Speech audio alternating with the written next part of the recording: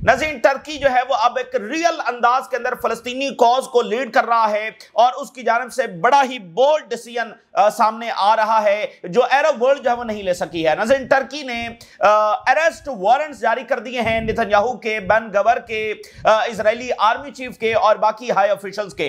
Turkey जो है वो पहला मुल्क बन गया है जिसने नेतन्याहू और बाकी इजरायली हाई ऑफिशियल्स के अरेस्ट वारंट्स जो है वो जारी किए हैं। ये बहुत ही बोल्ड और ब्रेव डिसीजन है। इससे पहले टर्की जो है वो अपनी एयर स्पेस इजराइल के लिए शट डाउन कर चुका है, अपनी बंदरगाहें इजराइल के लिए बंद कर चुका है और इजराइल के साथ जो इकोनॉमिक टाइज हैं वो खत्म कर चुका है। और अब टर्की की जानिब से ये सबसे बड़ा फैसला और बहुत ही गैर मामूली इंपैक्ट रखने वाला यह फैसला सामने आ रहा है और यह पहला मुल्क है टर्की जिसने ऐसा बहुत ही पावरफुल डिसीजन जो वो लिया है। टर्की जो है अब उस लेवरेज को इस्तेमाल कर रहा है जो उसको बदलती दुनिया के साथ हासिल हो रही है। देखिए, अमेरिका और यूरोप और उनका वो अब अलायंस उस तरह से नहीं है। यूरोपियंस अब सोच रहे हैं कि आगे उन्होंने अपनी सिक्योरिटी को कैसे लेकर चलना है, तो जाहिर है कि उनको बाकी दुनिया की नेशंस के साथ लेन देन करना है, ऊंच नीच करनी है, बातचीत करनी है, कुछ देना है, कुछ लेना है। तो अब देखें, यूरोपियंस वन आफ्टर अदर जो है वो टर्की के पास आ रही हैं। बर्तानिया आया, जर्मनी आया, इटली आया, ठीक है ना। तो टर्की की जो डिफेंस इंडस्ट्री है, यूरोपियंस जो है वो उसकी तरफ जो है वो देख रहे हैं। तो टर्की को वो लेवरेज हासिल हुई है इस बदलती दुनिया के साथ और टर्की ने जो अपने आप को पावरफुल बनाया है, तो उस लेवरेज को वो इस्तेमाल कर रहे हैं टू कन्फ्रंट इजराइल। ये बहुत ही इंपॉर्टेंट और बहुत बड़ी बात है। फिर टर्की का एक इज़हार है यरूशलेम से ताल्लुक और सारे मामला। दूसरी तरफ ईरान ने रिस्पॉन्ड किया है कि जो ईरान के ऊपर ये एक्यूज किया गया कि उन्होंने इजरायली एम्बेसडर को मारने की कोशिश किया, उस पर उनका जवाब आया। गजा, वेस्ट बैंक, लेबनान, शाम में क्या सूरत हाल है ये आपके साथ शेयर करेंगे। लेकिन एक बात नाज़रीन बहुत क्लैरिटी के साथ मजीद सामने आ रही है और वो ये है कि इजराइल जो मुसलसल सिविलियंस को सेंसलेसली मारता चला जा रहा है और उसका टारगेट सिर्फ और सिर्फ जब सिविलियंस हैं और मिलिटरीली उसको बदतरीन शिकस्त हुई है और उसका निशाना सिविलियंस ही बनते चले जा रहे हैं। एक बात इस चीज से साबित हो रही है कि इजराइल अपने कोलैप्स की तरफ बढ़ रहा है, अपने अंजाम की तरफ बढ़ रहा है। इसको वो गोल्स कभी अचीव नहीं होंगे जो ये चाहता है रीजन में हेजेमनी हासिल करना, ये भूल जाए कि ये कभी हासिल कर सकेगा। दुनिया इतनी तेजी के साथ बदल रही है कि मैं आज सबसे पहले अमेरिका से जो सर्वे सामने आया है वो आपके साथ शेयर करने जा रहा हूं। अमेरिका वो कंट्री है जो इजराइल का सबसे बड़ा सपोर्टर है और अमेरिका वो कंट्री है अगर वो पीछे हट जाए तो ये एंटिटी जो है वो एग्जिस्ट भी नहीं कर सकती है। ये इस वक्त सारी की सारी डिपेंडेंट जो है वो अमेरिकन के ऊपर है। अगर वो पीछे हट जाए तो ये एग्जिस्ट भी ना करे। तो उस अमेरिका के अंदर क्या सूरत हाल है? वो अमेरिका जो सबसे बड़ी इकॉनमी है, जो सबसे बड़ी मिलिट्री पावर है, जो एक अपने आप में एम्पायर है, अब जरा देखिए वहां पर सूरत हाल क्या है। सर्वे जनाबे अली सामने आया है। Nearly 2/3 of young American consider living US. America को लैंड ऑफ ड्रीम्स कहा जाता है, ठीक है ना। दुनिया में सबसे ज्यादा जो अगर किसी मुल्क में लोग जाना चाहते हैं तो वो अमेरिका है, जहां पर वो शिफ्ट होना चाहते हैं, जहां पर सबसे ज्यादा आपको पैसे मिलते हैं, यानी कि आपके काम करने के जो सबसे ज्यादा आपको पैसे मिलते हैं, मुआवजा मिलता है, वो अमेरिका के अंदर है, ठीक है ना। उसके बाद कनाडा है, उसके बाद ऑस्ट्रेलिया है। सबसे ज्यादा जो पैसे हैं वो अमेरिका में मिलते हैं। तो ये लैंड ऑफ ड्रीम है और एक्चुअली है और बहुत सारों के ड्रीम्स पूरे हुए हैं और दुनिया की सबसे बड़ी इकॉनमी है। उस अमेरिका के आज सूरत हाल कहां पहुंच रही है? उस अमेरिका जिसकी तरफ सारी दुनिया जाना चाहती है, उसके 2/3 ऑफ यंग अमेरिकन वो उस अमेरिका को छोड़कर दूसरे मुल्कों में शिफ्ट होने का इरादा रखते हैं। देखिए, इससे बड़ी कोई बात होती नहीं और हर एम्पायर ने आना है और जाना है, तो जाने का टाइम हो गया है। बुनियादी बात यह है। तो अमेरिका की जो साइकोलॉजिकल एसोसिएशन है उसकी जानिब से यह सर्वे कंडक्ट किया गया है। 2/3 जो यंग अमेरिकन हैं वो ये कंसिडर कर रहे हैं कि अमेरिका को वो लीव कर दें, क्योंकि जो पॉलिटिकल डिवीजन है, जो इकोनॉमिक इंस्टेबिलिटी है और जो सोशल फ्रेगमेंटेशन है, इसकी वजह से वो बहुत ज्यादा परेशान है और जो कंट्री का फ्यूचर है उस हवाले से वो बहुत ज्यादा पेसिमिस्टिक हैं, यानी ऑप्टिमिस्टिक नहीं है बल्कि पेसिमिस्टिक हैं और कंट्री के फ्यूचर के हवाले से वो चीजें अच्छी नहीं देख रहे। they had thought about relocating to another country because the state of the nation, जो इस वक्त के हालात वहां पर बन रहे हैं, वो चाह रहे हैं कि किसी और मुल्क के अंदर वो शिफ्ट हो जाएं। और इससे पहले जो साइंटिस्ट ट्रंप के फौरी आने के बाद जो साइंटिस्ट की एक वेव चली है, वो साथ साथ जारी है। ओवरऑल जितने भी रिस्पोंडेंट थे, ओवरऑल अगर हम बात करें तो 76% ने यह कहा कि वो बहुत ज्यादा परेशान हैं कंट्रीज के फ्यूचर के बारे में।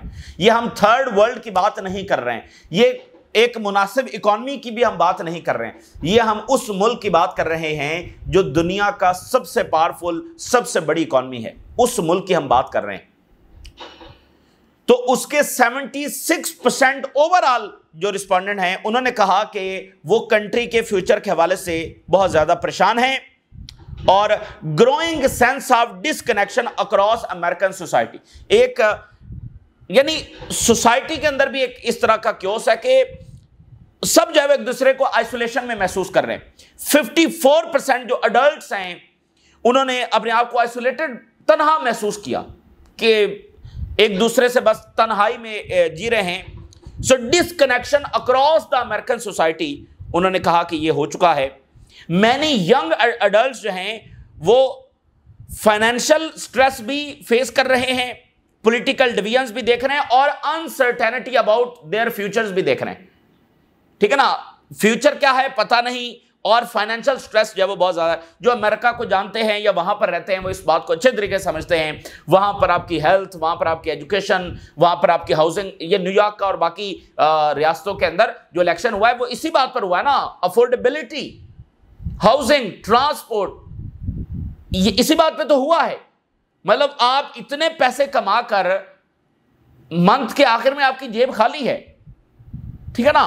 तो ये वो मसला है जो अब अपनी इंतहा को पहुंच चुका है। ये मसला आज पैदा नहीं हुआ है, ये मसला चलता चला आ रहा है और आज ये अपनी इंतहा को पहुंच चुका है कि ममदानी जैसे कैंडिडेट जो के हैं तो अपने आप में जबरदस्त हैं, लेकिन अमेरिका की तारीख को हम देखें तो ऐसे कैंडिडेट को तो मतलब वो मुकाबले से ही बाहर कर देते हैं, मुकाबले से ही बाहर कर देते हैं कि भाई वो सोशल डेमोक्रेट है, वो एक मुस्लिम है, वो इजराइल के खिलाफ बात करने वाला है, वो बिलियनियर्स की दौलत को कह रहा है कि भाई ये इसके ऊपर टैक्स लगेगा। ऐसा कैंडिडेट तो वहां पर मुकाबले में भी नहीं आ सकता, वो जीत गया। तो ये उस क्राइसिस की इंतहा है और ये बात हमेशा ज़हन में रखें। एम्पायर, आप बड़ी बड़ी एम्पायर्स की तारीख देखें, सबसे पहले वो अंदर से टूटती हैं, बाहर से बहुत ऐसा कम हुआ है कि बाहर से कोई ऐसी फैसला कुन जंग हुई है कि वो एम्पायर कोलैप्स हो गया। पहला जो होता है वो अंदर से कमजोरी होती है। तो American society, financial stress, young American वो फ्यूचर के बारे में परेशान हैं और क्राइसिस है, एंजाइटी है, इकोनॉमिक चैलेंजेस हैं। तो ये उनका सर्वे जो है वो मैंने आपके सामने रखा है। मुझे बताइए, इजराइल कायम हुआ, बरतानिया सुपर पावर था, बरतानिया के बाद अमेरिका सुपर पावर बना, उसने इस एंटिटी को जब वो गोद ले लिया, सब चीज उनके कंट्रोल में थी, दौलत का मरकज वो थे, ताकत का मरकज वो थे, दुनिया उनके, और सोवियत यूनियन वो भी इजराइल का सबसे बड़ा सपोर्टर था। और जब उसने अपनी सपोर्ट बदलना चाहिए तो तब तक वैसे ही उसका कोलैप्स है वो करीब पहुंच गया था। तो वो एक दुनिया थी और उसमें सब ने जोर लगाया और इजराइल का कोई बाल भी बीका नहीं कर सका। और ये एक दुनिया है, इसमें इजराइल नहीं चल सकता है।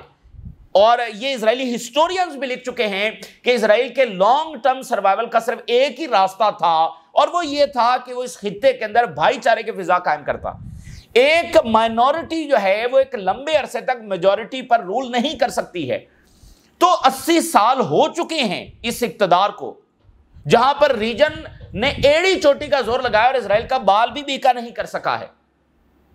अब उसी इजराइल से और अमेरिका से और जर्मनी से और बरतानिया से एक हमास तक को वो शिकस्त नहीं दे सके, एक हिजबुल्लाह तक को वो शिकस्त नहीं दे सके, एक अंसारुल्लाह तक को शिकस्त नहीं दे सके। और ईरान की बात मैं आपको बताऊं, ईरान ने जितनी बड़ी विक्ट्री अमेरिका के खिलाफ हासिल की है ना, ये वर्ल्ड वॉर 2 के बाद मेरा नहीं ख्याल कि कोई इस नौयत की मिसाल मौजूद है।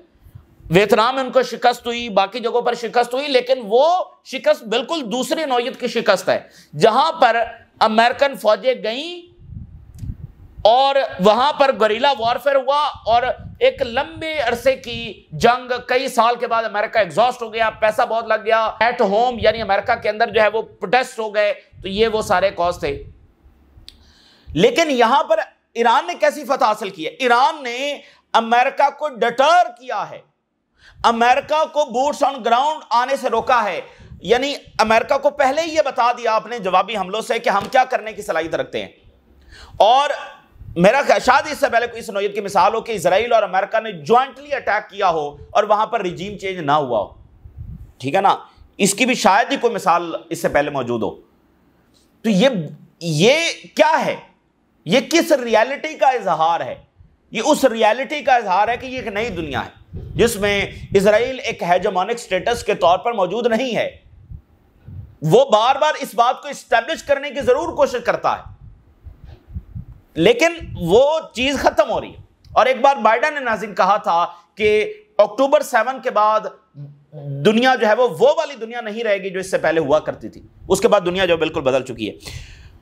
तो कितनी देर मुझे बताइए कि अमेरिका जो है वो इस लायबिलिटी को अपने साथ लेकर रखेगा जब पब्लिक ओपिनियन चेंज हो चुकी है, जब क्राइसिस इतने बड़े हैं।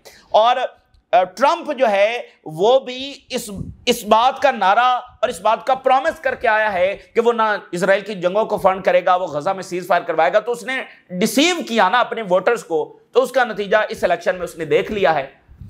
तो आगे जो आने वाले हालात, एक तो ट्रंप को अपनी पॉलिसी बदलना होगी, अगर ट्रंप नहीं भी बदलता बिलफर्ज तो मिड टर्म इलेक्शन में आपके सामने रिजल्ट होगा। और दूसरा, अगला जो लीडर आएगा अमेरिका में वो डिसीव नहीं कर सकता, वो ये नहीं कह सकता कि मैं जंग रुकाऊंगा लेकिन फिर इजराइल की फंडिंग शुरू कर दे। ये पॉसिबल नहीं है, ऐसा होने वाला नहीं है। कोई भी वो लीडर इलेक्ट नहीं हो सकता जो अब जंगों की बात करे और इजराइल को फंड करने की बात करे, ये नहीं चल सकता है। तो इंतहा हो चुकी है, इक्तदार बदलने का टाइम आ गया है। इसका मतलब ये नहीं कि अमेरिका कोई जो है वो बहुत कमजोर पड़ जाएगा या अमेरिका कुछ नहीं रहेगा, नहीं, ऐसा नहीं। अमेरिका रहेगा, एक बड़ी ताकत के तौर पर रहेगा, लेकिन ये वाली ताकत नहीं कि इजराइल ने जेनोसाइड भी कर ली तो दुनिया में कोई कुछ नहीं कर सका, जो वो कहेंगे वही होगा। ये नहीं चलने वाला है। और ये हमारी बात नहीं है, ये उन्हीं के सर्वेज आपके सामने रख रहे हैं। अब जरा देखिए, ये भी कोई मुल्क नहीं कर सका जो आज टर्की ने कर दिया है। ये भी इस बात का इजहार है, उस नई रियलिटी का इजहार है कि वो हेजेमोनिक स्टेटस अब नहीं है। किसकी मजाल थी कि मिडिल ईस्ट में वो ये काम करता जो आज टर्की ने किया। टर्की ने अरेस्ट वारंट्स जारी कर दिए हैं नेतन्याहू के, बेन गवर के और इजरायली मौजूदा आर्मी चीफ के, और ओवरऑल 37 इजरायली हाई ऑफिशियल्स हैं जिनके अरेस्ट वारंट्स टर्की ने जारी किए हैं। इससे बड़ा बहादुर और करेजियस डिसीजन जो वो हो नहीं सकता है। Turkey issues arrest warrants for Netanyahu over Gaza genocide. Netanyahu को एक्यूज किया और कि उसने और उसकी गवर्नमेंट ने और बाकी मेंबर्स ने जेनोसाइड की है। 37 इसमें लिस्ट में शामिल किए गए। मौजूदा इजरायली डिफेंस मिनिस्टर भी है, बेन गवर भी है, इजरायली आर्मी चीफ भी है, और बाकी सबके नाम अभी आए नहीं है, लेकिन टोटल 37 नाम है। इसमें गैलेंट का भी नाम होगा। कमिटिंग जेनोसाइड, और इन्होंने क्राइम्स अगेंस्ट ह्यूमैनिटी किए हैं और इन्होंने सिस्टमेटिकली गजा को जब डिस्ट्रॉय किया है। और इसमें टर्की ने यह भी मेंशन किया है कि जो टर्किश पैलेस्टीनियन फ्रेंडशिप हॉस्पिटल था जो उन्होंने बनाया था, उस पर भी इजराइल ने हमला किया, जो कि एक वॉर क्राइम है, उसका भी उन्होंने जिक्र किया। Hamas commend Turkey's arrest warrant. Hamas ने बहुत तारीफ की है कि बहुत जबरदस्त एक्शन जब उनकी जानिब से लिया गया। तो देखिए, टर्की ने भी ऑफिशियली ये डिक्लेयर कर दिया कि इन्होंने जेनोसाइड किया और क्राइम्स अगेंस्ट ह्यूमैनिटी किए। तो ये तो यमन वाला पाथ है, यमन भी तो यही कह रहा है। तो यमन ने आगे बढ़कर अटैक कर दिया है, तो इन्होंने ये स्टांस लिया है। तो मैं आपको बताऊं कि इस फैसले के बाद जो टर्की ने किया है, अरब वर्ल्ड के ऊपर बहुत ज्यादा प्रेशर आने वाला है। क्योंकि देखें, ये जो बुनियादी मसला है वैसे तो सारी दुनिया का, लेकिन सबसे पहले ये अरब्स का मसला है। ये नेशन फलस्तीनी अरब्स हैं, सबसे पहले ये मसला अरब्स का है, यानी पहली जो ड्यूटी बनती है वो अरब्स की बनती है। अब आप देखिए, मिडिल ईस्ट के अंदर 3 कौमें बड़ी आबाद हैं, अरब्स, टर्क्स और पर्शियंस। तो जिसमें से 2 नेशन जो है वो तो इजराइल से टकरा गई हैं। सबसे पहले पर्शियंस टकरा गए हैं, उन्होंने तो बरहराज जंग छेड़ दी है। टर्की दूसरे नंबर पर, उसने इकोनॉमिक टाइज खत्म किए, बंदरगाहें बंद की, अपनी जो एयर स्पेस है बंद की, ये सारे, और फलस्तीनी जो लीडरशिप है, रेजिस्टेंस का लीडरशिप है, उसकी सारी सपोर्ट। तो अरब्स ने क्या किया, अरब्स की एयर स्पेस खोली हुई है, अरब्स के हम एम्बेसडर्स बैठे हुए हैं, इकोनॉमिक टाइज उनके अभी मौजूद हैं, तिजारत उनकी जारी है, शायद जॉर्डन वगैरह जैसे मुल्क जब वो इंटेलिजेंस भी इजराइल के साथ शेयर कर रहे हो, इजराइल की तरफ जाते हुए मिसाइल वो रोकते हैं। कैसे, ये कैसे चलेगा मुझे बताइए। यानी टर्की और ईरान ने तो पाथ ऑफ कन्फ्रंटेशन ले लिया। अगर हम एक्चुअली देखें तो टर्की जो है वो उसी पाथ पर आया है जिस पर ईरान चल रहा है कि इजराइल से निपटने का एक ही रास्ता है, वो है कन्फ्रंटेशन, ताकत का इस्तेमाल, इसके अलावा कोई रास्ता नहीं है। तो ये टर्की उसी चीज का इजहार कर रहा है। हमला तो आखिरी चीज है ना, जो ईरान ने जंग लड़ी है वो तो आखिरी दर्जे की चीज है। उससे पहले तो आप मैक्सिमम यही कर सकते हैं ना जो उन्होंने किया है, तिजारत बंद, बंदरगाहें बंद, एयर स्पेस बंद। स्पेन ने आप देखिए कितना बड़ा स्टांस लिया। तो देखिए सऊदी अरेबिया को खास तौर पर अब आगे आना होगा, क्योंकि सऊदी अरेबिया अपने आप को एस्टैब्लिश करता है कि वो उम्मा का जो लीडर है, इस तरह वो अपने आप को प्रेजेंट करता है। तो मुझे बताइए कौन उम्मा का लीडर उसी को माना जाएगा जो फलस्तीनी कॉज के साथ खड़ा होगा। तो ये मुल्क कितने खड़े हैं सब देख रहे हैं कि उम्मा का लीडर वही बनेगा जो जितना फलस्तीनी कॉज के साथ खड़ा होगा। इजराइल के साथ या खामोश रहने वाले वो कोई लीडरशिप के रोल में नहीं आ सकते, ये बात ध्यान में रखें, चाहे उनके पास जितनी मर्जी दौलत क्यों ना हो। डिग्निटी, ताकत, इक्तदार, लीडरशिप, सरदारी उन्हीं को मिलेगी जो फलस्तीन के साथ इस वक्त खड़े होंगे। आपका सबसे बड़ा क्राइसिस वो है ना, इस वक्त सबसे बड़े मसलूम वो हैं, तो आप उनके साथ नहीं खड़े हो रहे तो फिर आपको कौन लीडर मानेगा। खुद अरब स्ट्रीट आप देखिए वो किसके साथ खड़ी है, वो हिजबुल्लाह के साथ खड़ी है। अरब स्ट्रीट हिजबुल्लाह के साथ खड़ी है। तो ये है वो रियलिटी। तो इसलिए अब ये जो टर्की ने आज स्टांस लिया है, ये जो इकदाम उठाया, इससे बहुत प्रेशर उन पर बढ़ने वाला है। भाई आप क्या कर रहे हैं, आपने बस तेल ही देना है उनको, आपने बस तिजारत ही करनी है, आपने इजराइल की तरफ जाने वाले मिसाइल रोकने हैं, ये आपका काम है। तो अब देखना मिस्र के आर्मी चीफ जब सऊदी अरेबिया पहुंचे हुए हैं, तो एक तरफ अरब स्ट्रीट है, दूसरी तरफ उनके ऊपर यह जिम्मेदारी है कि उन्होंने कुछ करना है। और सबसे पहली ड्यूटी जो है अरब्स की है, जिन्होंने अभी तक कुछ भी नहीं किया है। इसका मतलब यह नहीं कि वो ये चाहते थे कि ये हो, लेकिन किया तो कुछ नहीं है, अमली तो कोई इकदाम नहीं उठाया। और अभी भी इस वक्त अगर हम गजा की सूरत हाल आपके सामने रखें तो वहां पर बमबारी जो है वो हो रही है। Israeli air attacks, demolitions rock Gaza despite ceasefire with Hamas. तो बमबारी वहां पर जारी है, फलस्तीनी शहीद हो रहे हैं। इससे पहले यरूशलेम में 2 फलस्तीनी नौजवानों को गोलियां मारकर शहीद किया गया है। और Israeli army destroy more residential homes in Gaza. और एयर स्ट्राइक हुई है ईस्टर्न गाजा सिटी के अंदर, और फलस्तीनी जो हैं वो हॉस्पिटलाइज हुए हैं। इजरायली फौज ने वेस्ट बैंक में रेड किया और उनको बहुत बुरे तरीके से मारा, यानी तशद्दुद किया, और वो हॉस्पिटलाइज हुए। ये वेस्ट बैंक और उसकी सूरत हाल है गजा की। तो अभी भी वो इंप्लीमेंट तो नहीं करवा सके। यही अरब्स हैं, यही मिस्र है जो अभी तक एयर अंदर सही अंदाज में नहीं भिजवा सका है। कितने हजारों ट्रक्स उधर मिस्र वाली साइड पर खड़े रहे।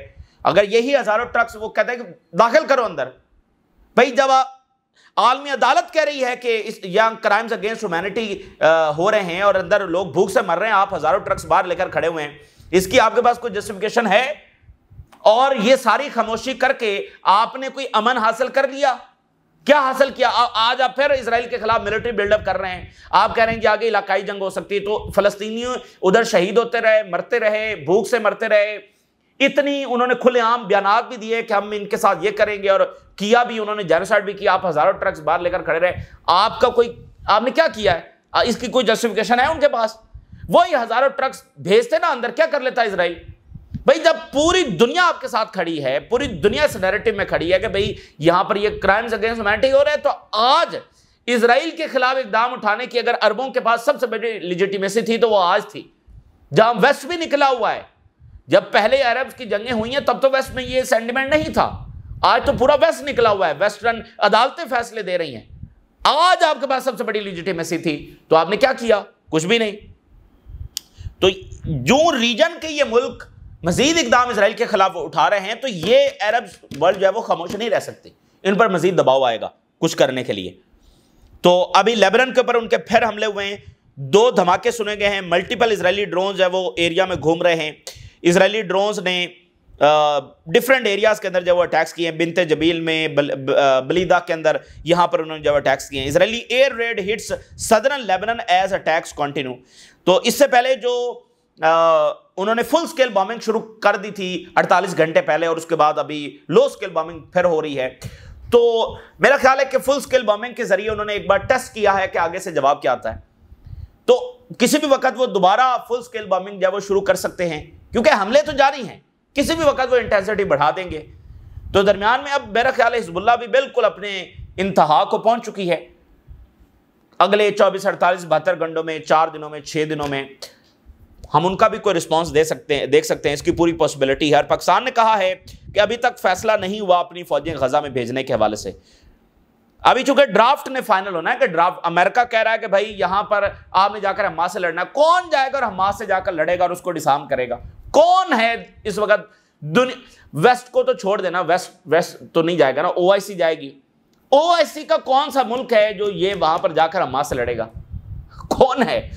तो इसलिए, और ईरान ने डिनाई किया है कि हमने कोई मेक्सिको में इजरायली एम्बेसडर को मारने की कोई कोशिश नहीं की। और ये बात पहले भी हम अंदाजा लगा सकते थे कि ये सिर्फ एक्यूजेशन है, ये एक नई चार्जशीट है। और अमेरिकन ये एस्टेब्लिश करना चाहते हैं कि ईरान उनके लिए इतना बड़ा खतरा है कि वो अमेरिकन बॉर्डर के ऊपर आकर अब हमले शुरू कर रहा है, वहां पर इंटरवेंशन कर रहा है। वरना मेक्सिको ही क्यों, ईरान किधर है, मेक्सिको किधर है? कोई बनता है मामला आपस में, कोई जोड़ तोड़ बनता है? वो कहते हैं भाई यूई में करने की कोशिश की, अफ्रीका में करने की कोशिश की, इस रीजन में को समझ बात आती है। मेक्सिको के साथ ईरान का क्या ताल्लुक है? तो वो सिर्फ ये भी एस्टेब्लिश करना चाह रहे हैं कि ईरान जो है वो अब इतना ज्यादा थ्रेट है कि वो हमारे बॉर्डर्स के ऊपर आकर ये सारा कुछ करने की जब वो कोशिश कर रहा है। तो ये इस वक्त की ताज़ा तरीन सूरत हाल जो आपके साथ शेयर की। आपने राय जरूर आगा कर इजाज़त दीजिए। अल्लाह हाफिज़।